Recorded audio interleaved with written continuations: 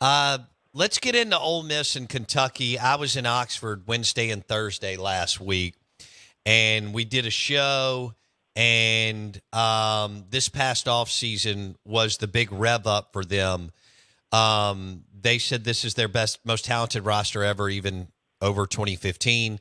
And the expectations are the college football playoff, maybe even playing in the SEC championship game, and maybe the ability to navigate your way through the playoff.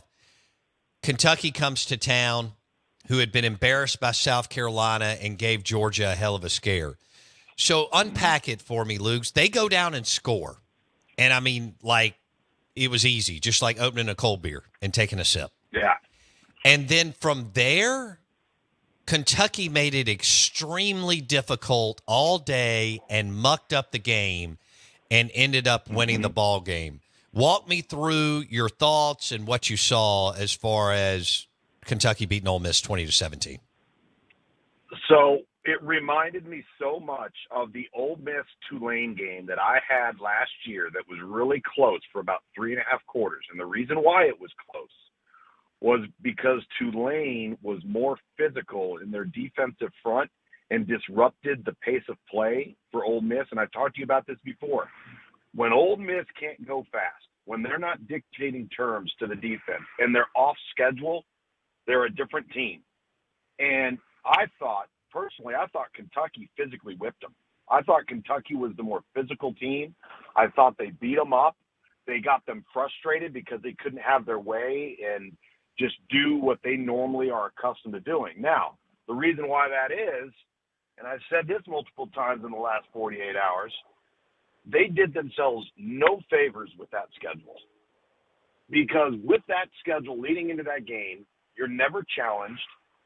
You develop a false sense of reality. You begin to think it's easy, and you never faced adversity. You never got into a tight spot in a game. And then all of a sudden you're in a dogfight versus a team that's got nothing to lose. They're on the road, and they're a pretty decent football team. And I just felt they responded to the moment better than Ole Miss did. And the longer they were able to hang around, the more it became apparent, hey, Ole Miss is in trouble here. And I think the other thing that I thought was really impressive is Kentucky came into the game with a plan to utilize two quarterbacks in their run game.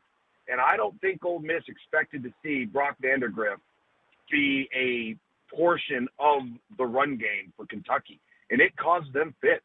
I mean, they converted a ton of second and shorts and third and shorts with quarterback run. And then what happened when Ole Miss came up and started to load the box a little bit more, that's why Brock Vandagriff had his best day through the air, because he had a bunch of one-on-one matchups. And those wide receivers at Kentucky are pretty good, Bo. Well, you mentioned that last week, and you mentioned Dane Key, but what is it, Barry Brown? Barry and Brown, yeah, he's a problem. Good Lord. What about that catch and run late in the game? Yeah, oh, yeah. He's really good, really explosive. Gutsy call, too, to make that throw there. Well, I want to talk about that. Tom Luginbill on the Farm Bureau Insurance guest line. I thought Lane in his post game said, hey, that was uncharacteristic of Mark Stoops. Yeah. The analytics have shown us that and he is. I'm not saying he's not a good coach, but he is a conservative coach. Fairly conservative. Yes, yes. And so just talk about how, because hell, I'm just sitting there drinking a cold beer. I didn't think he would call that play, Luke's, in that moment. I didn't either, or allow the offensive coordinator to do it, but I kind of felt like Brock Vandagriff was having a little bit of, I don't want to say a coming out party, but he's been above average, probably at best. I thought he played his best game by far, and they were feeling it a little bit, and they're like, you know what?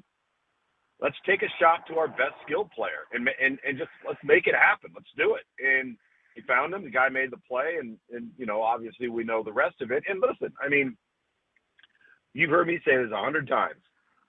Everybody's going to say, oh, my goodness, Gavin Wimsatt comes in, they run the football, he fumbles the ball, and it just happens to bounce right into the arms of another Kentucky player for the touchdown. Yeah, that's called luck. Everybody needs it. It's a part of every single game. no matter how good of a team you are, no matter how bad of a team you are, it's part of the game. And it can happen for you, and it can happen against you. Yeah. Tom Luginbill with ESPN on the Out of Bounds show. All right, let's talk about the Ole Miss running game. Lane loves to run the football, and he's part of this new wave or age of coaches that are doing it in a super cool way. Yeah, they get explosive plays through the air. Hell, Dart and Trey Harris were the only thing they had. Without them, good grief. Exactly. But one thing that we have come to see with Lane Kiffin, with Jerrion Ely and Judkins and some others, Snoop Connor, is they can flat out run downhill on you. They were not able to do that on Saturday. Nope. If they can't do that going forward, what does this mean for the 2024 Ole Miss team? It means that they're going to not be able to move the ball with as much ease and as much regularity because they're totally dependent on tempo and winning first down, meaning they get themselves in a second and manageable, so in their mind they can do whatever they want. But when that doesn't happen, and this happened on Saturday, it changes the approach. I think it puts them, Bo, into a mode of operation that they don't want to live in, right? They don't want to be slowed down. They don't want to take their time. They don't want to utilize the clock. And, when you're not getting first downs regularly, it's hard to go fast. And so if you look at the teams they're going to have to play going forward, you look at the fronts, you look at some of the physicality that they're going to face, they're going to have to step it up front because I just thought Kentucky was the more physical football team. Tom Luginbill.